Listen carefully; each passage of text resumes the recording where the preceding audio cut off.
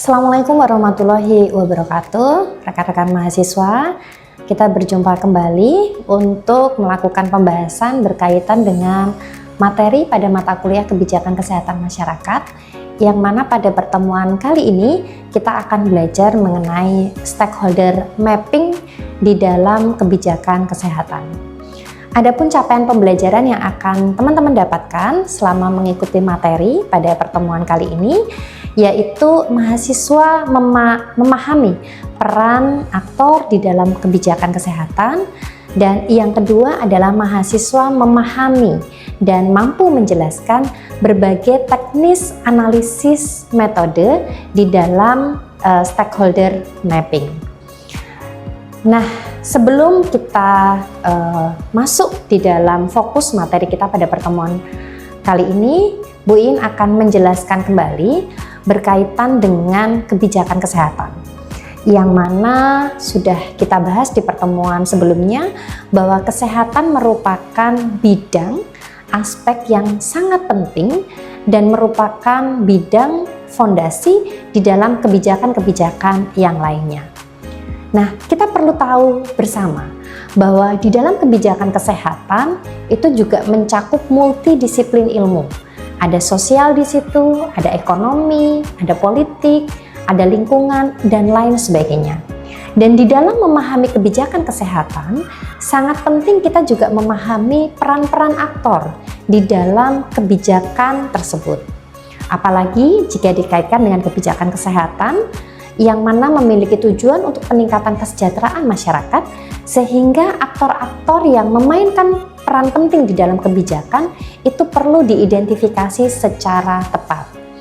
Adapun identifikasi aktor secara tepat ini untuk menentukan pihak-pihak mana yang kemudian memiliki keterlibatan penting untuk mensukseskan jalannya kebijakan dan program kegiatan untuk mendukung pencapaian kesehatan masyarakat secara holistik. Kita paham bersama bahwa stakeholder mapping merupakan langkah yang dipergunakan untuk melakukan analisis bagaimana peran dan fungsi aktor-aktor di dalam kebijakan kesehatan ini memainkan peran yang penting untuk mendukung kesuksesan program-program kesehatan. Dan kita tahu bersama bahwa implementasi kebijakan itu sukses jika perumusan kebijakan dapat berjalan dengan baik, identifikasi analisis aktor dapat berjalan dengan baik, sehingga mampu memberikan kesuksesan di dalam kebijakan dan program kegiatan. Nah, berbagai macam pelibatan aktor tentu harus kita pahami bersama, karena melihat peran berbagai aktor itu menjadi hal yang penting untuk sama-sama kita pahami. Dengan adanya identifikasi stakeholder mapping yang tepat, maka strategi implementasi dapat berjalan dengan baik.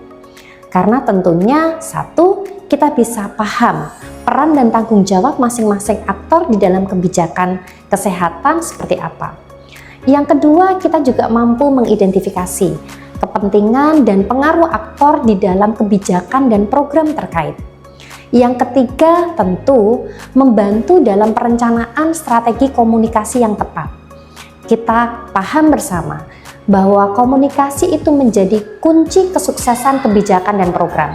Sehingga jika komunikasi itu tidak dapat kita lakukan dengan baik, strateginya tidak mampu kita petakan dengan baik, maka bisa jadi informasi yang kemudian kita sampaikan ke masing-masing aktor tidak sampai dan tidak tepat sesuai dengan tujuan kebijakan dan program pelaksanaan.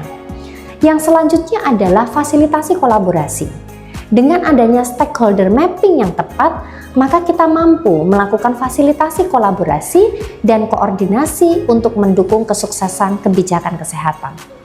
Yang selanjutnya adalah adanya pengelolaan resiko dan konflik. Jika kita sudah paham aktor-aktor yang akan terlibat di dalam kebijakan, maka selanjutnya kita mampu mengidentifikasi resiko dan konflik yang mungkin ditimbulkan dari koordinasi dan komunikasi antar aktor. Yang selanjutnya adalah partisipasi inklusif. Kita paham bersama bahwa kebijakan kesehatan itu bukan merupakan kebijakan yang menyasar kelompok tertentu, tapi kita juga perlu paham bahwa kebijakan kesehatan itu juga perlu melibatkan partisipasi kelompok inklusif, partisipasi kelompok-kelompok yang tentu memiliki peranan yang besar di dalam menentukan kesuksesan program kebijakan, sehingga nantinya kebijakan kesehatan yang kemudian dimunculkan di masyarakat itu mampu mengakomodir segala macam kelompok yang ada di dalam masyarakat, tidak terkecuali. Dan yang terakhir adalah meningkatkan fungsi akuntabilitas dan transparansi. Jika stakeholder mapping mampu dilakukan dengan tepat, maka jelas tanggung jawab, akuntabilitas pemerintah, swasta, dan masyarakat itu mampu dibangun dengan baik.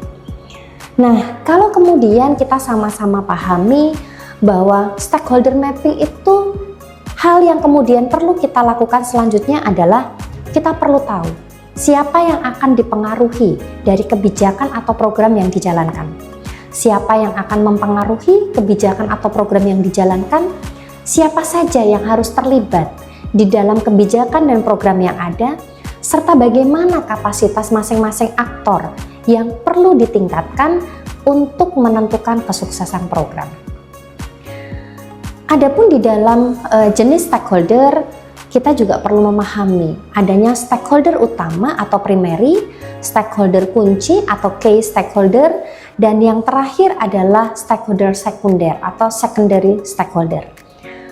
Banyak dari analis kebijakan itu sulit melakukan pemetaan terhadap jenis stakeholder ini, karena terkadang kita cukup sulit begitu untuk melakukan identifikasi mana kemudian yang menjadi aktor utama di dalam kebijakan, mana kemudian yang menjadi aktor kunci di dalam kebijakan, dan mana yang kemudian menjadi aktor secondary atau sekunder di dalam kebijakan. Kalau kita pahami secara bersama-sama, maka aktor yang penting dalam satu program, sebagai contoh program penanganan dan penanggulangan stunting. Aktor kunci antara lain pemerintah nasional melalui Kementerian Kesehatan, pemerintahan daerah, kemudian pemerintahan yang mengeluarkan kebijakan dan program-program atau aktivitas-aktivitas berdasarkan legal formal perundang-undangan. Sedangkan aktor utama jelas anak-anak, ibu hamil, ibu menyusui, kemudian remaja yang sudah siap menikah, kemudian pasangan suami istri yang telah menikah, dan keluarga. Sedangkan stakeholder sekunder itu adalah media massa, kelompok masyarakat, dan lain sebagainya.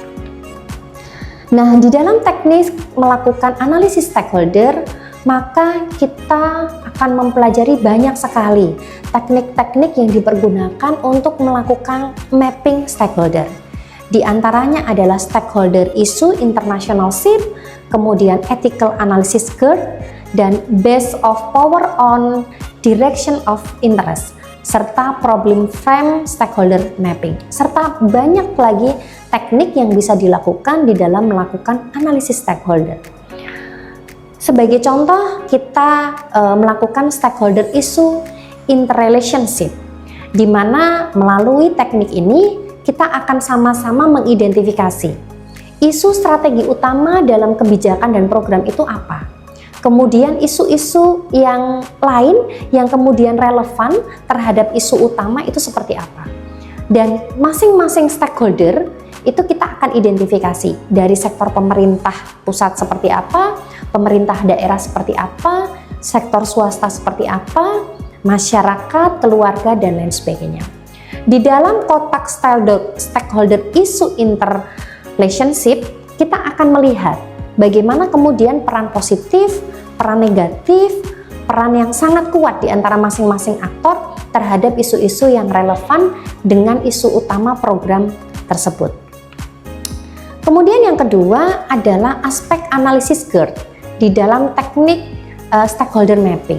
Jadi kita perlu memetakan isu-isu yang terkait dengan masing-masing stakeholder, berkaitan dengan yang pertama kepentingan, kemudian yang kedua sumber daya, kemudian yang ketiga adalah channel atau saluran bagaimana kemudian stakeholder tadi bertindak menyampaikan informasi dan pesan kepada masyarakat selaku kelompok sasaran. Kemudian adalah partisipasi, bagaimana kemudian kemungkinan partisipasi yang bisa dilakukan oleh masing-masing aktor tadi, kemudian tingkat pengaruh yang ditimbulkan seperti apa, kemudian selanjutnya implikasi terhadap program atau kebijakan yang dijalankan, dan yang terakhir adalah tindakan nyata yang diperlukan untuk mengantisipasi apabila masing-masing stakeholder ini memiliki pengaruh yang cukup signifikan terhadap kesuksesan kebijakan atau program yang ada. Nah, teman-teman, rekan-rekan mahasiswa, dari ini kita bisa memahami bagaimana kemudian stakeholder mapping ini menjadi hal yang penting untuk kita kaji bersama. Dan latihan pada pertemuan kali ini, saya ingin rekan-rekan mahasiswa mengidentifikasi aktor-aktor di dalam kebijakan dan program yang pada pertemuan sebelumnya kita sudah sama-sama mengidentifikasi satu program kegiatan. Jadi dari tugas sebelumnya, teman-teman sudah mencari isu-isu terhadap kebijakan kesehatan, sehingga dari isu tersebut kemudian teman-teman mappingkan aktor-aktor yang terlibat di dalam kebijakan berkaitan dengan kesehatan tadi apa saja, melalui berbagai macam teknik yang tadi Ibu sampaikan. Sekian yang bisa Ibu sampaikan, kurang lebihnya saya mohon maaf. Saya akhiri. Wassalamualaikum warahmatullahi wabarakatuh.